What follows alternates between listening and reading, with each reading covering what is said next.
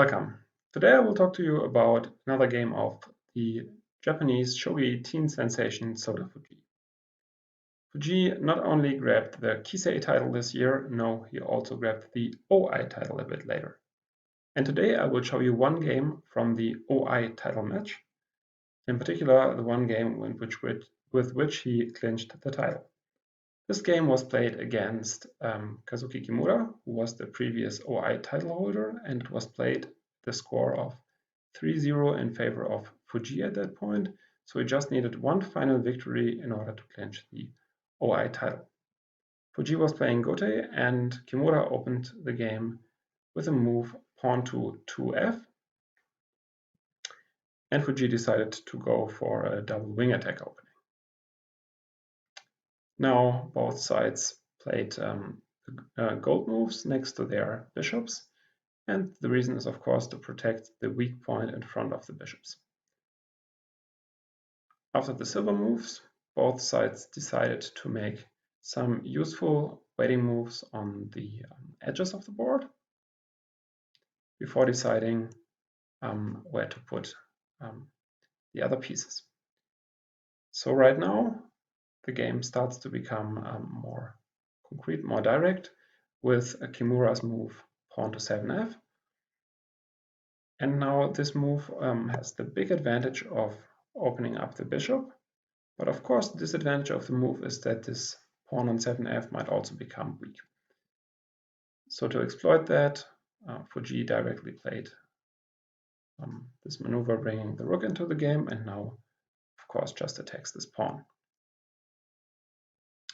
Kimura opened with the similar pawn advance on his own, but now in contrast to, let's say, a side pawn picker opening, this pawn is not hanging, so this pawn is still on 3c and not on 3d. So Kimura had to return with his rook to 2e.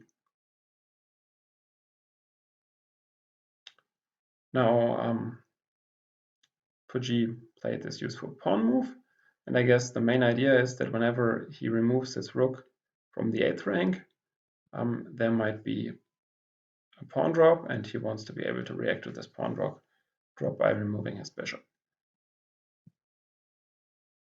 Now there's a very interesting idea of Kimura. Kimura now decides to go for a very, very sharp and direct attack on the edge, and follows it up with a pawn drop on 1d.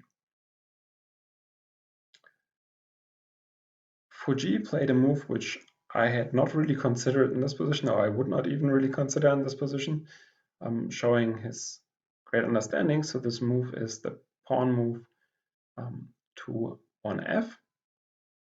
What's the idea of this move? Well, I guess Kimura's idea was to take the pawn with the rook, and you don't really want to take with the lands, because then you might always get problems with your pawn drops in your camp, and yeah, you don't want to remove the lands from that position for that reason. So now Kimura follows this pawn, but now we see the point of the pawn move, namely rook takes 7f, which now protects this pawn. And I guess that a rook exchange in such a position might very well favor Fujii, because he has some rook drop. I'm not exactly sure if here or a bit later, but this rook drop might be quite unpleasant once the lens is removed from I. Yeah? So the lens is no longer on 1i, but now that it's removed, the rook drop becomes much more of an issue for Kimura. For that reason, Kimura played this bishop move with the goal of stopping the protection of the pawn, and now he might take the pawn with the rook in the next move. Fujii removed his own rook and now went for a very, very interesting and concrete way of playing by now defending against the edge attack, but on the one hand, while he defends against the edge attack, and on the other hand, he allows Kimura a particular maneuver, which we are going to see in the game. So the way in which he does it is he first sacrifices the pawn to now stop the edge attack on the first rank.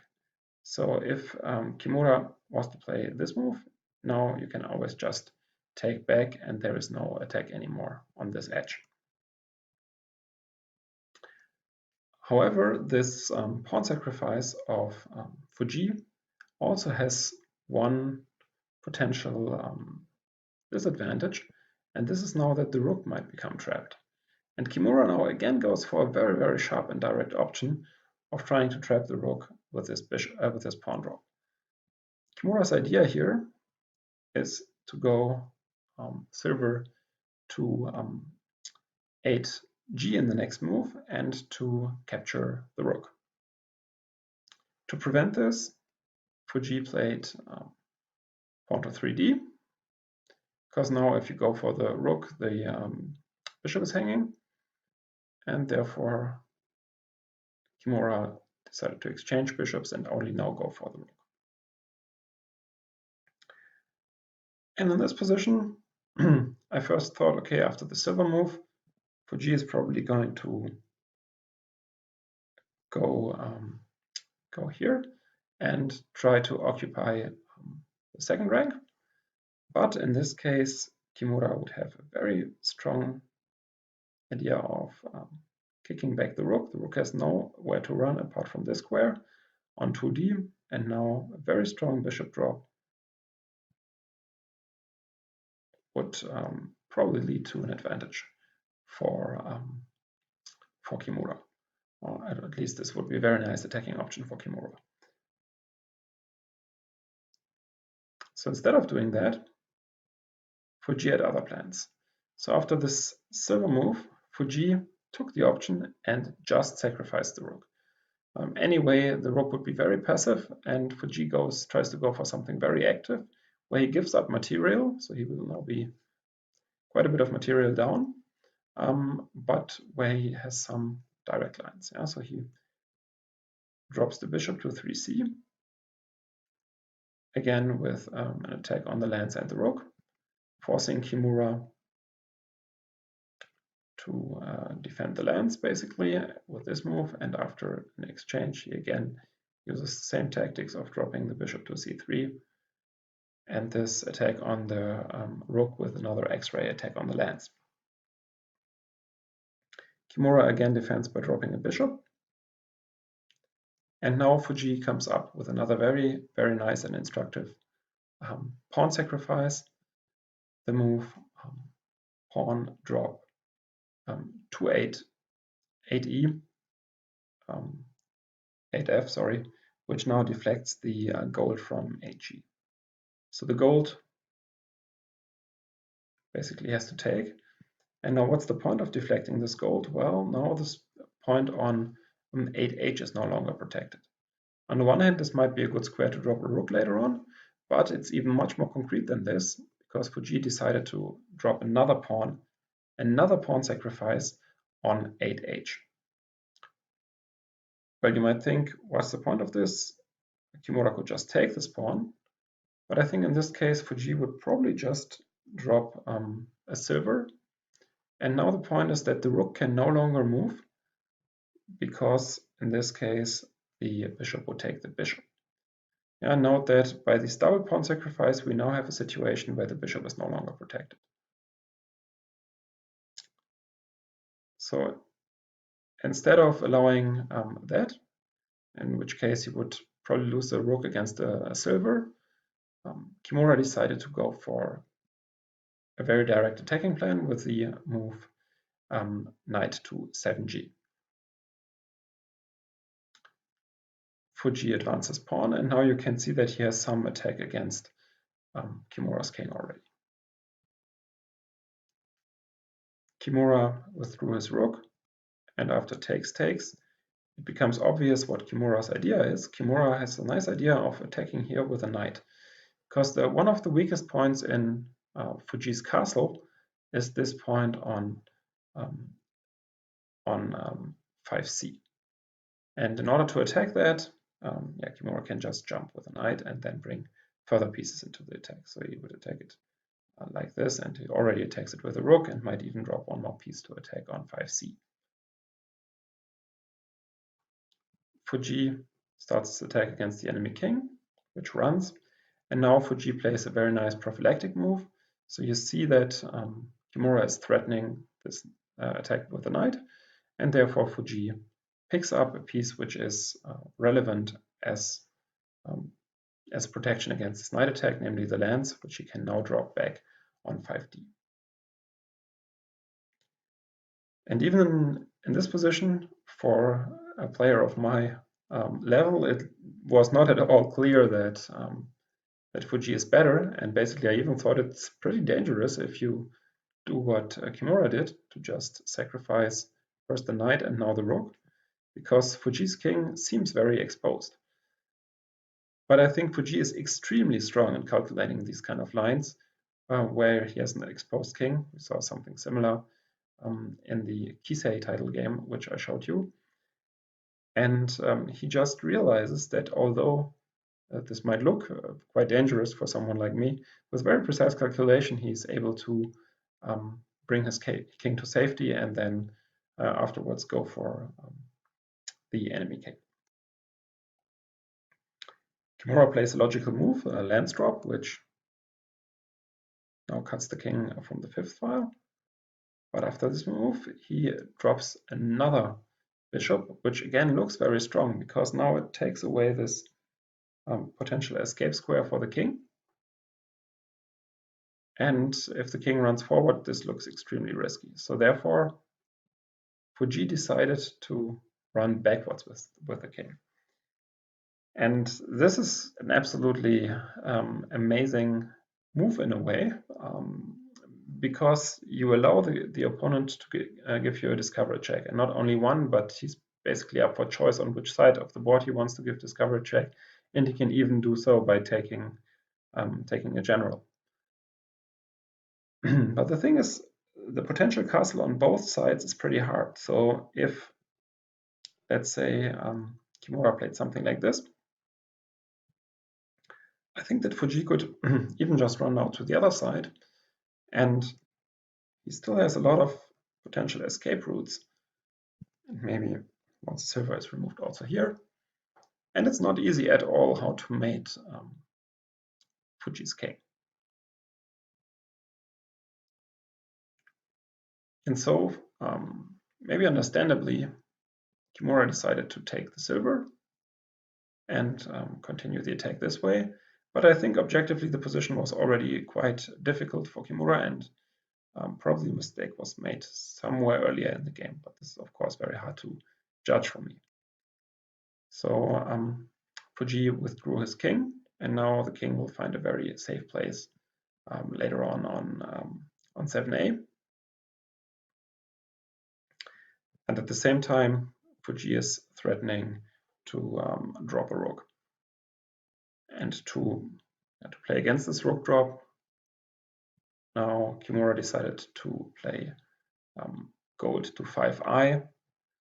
But I think now it's clear that Fujii can just take, and his castle is just way more safe than Kimura's castle. And at this point, I also thought that Fujii must have an overwhelming position. So Kimura took the gold, but as you can see, this castle here is still pretty solid with 2 generals and no obvious way of attacking it, while Kimura's king looks pretty loose, and now Fujii finishes it off in style very nicely with this silver drop to 7h. If I understand it correctly, the idea is that if you take this, then probably you wanted to drop a bishop. Now if the king runs somewhere, you will, so let's say if the king runs here, you will get a rook check, and this is going to be mate. And if you take yet another piece, maybe the bishop, then there is a pretty simple mate with rook and knight. So this also doesn't work. So therefore, after the silver drop, Kimura decided to remove his king. But this also does not help, because Fujii now came with a very strong bishop drop, which now attacks both gold, and Kimura resigned. So, well, why did Kimura resign here? I think on the one hand, Fujii's castle is extremely safe, as I said. So for instance, if Kimura was to go something like this lance promotion, and maybe intending to strike with a silver in the next move, this does not work at all, because Fujii can just take, and this should be a mate. I guess rook drop, king runs, and probably there is more than one way, but this comes to mind. Takes, bishop check, and promoted rook gives a mate. So therefore, after the bishop drop, Kimura resigned. And yeah, once again, I was extremely impressed with Fujii's play, especially to go for this seemingly extremely dangerous run with the king, in which he also allowed this potential different discovered checks on the king, but he correctly judged that castle which he would get in the end is still quite stable, and that Kimura had no way of exploiting this. So I think at that point, when Kimura started this direct attack on the king was on 5d, probably the position of Fujii was already objectively quite good. So yeah, thanks a lot from my side. Thanks a lot for watching this Shogi video, and I hope to see you next time. And I wish all the best to Fujii for his career, and I hope that we will find another game to analyze for this channel.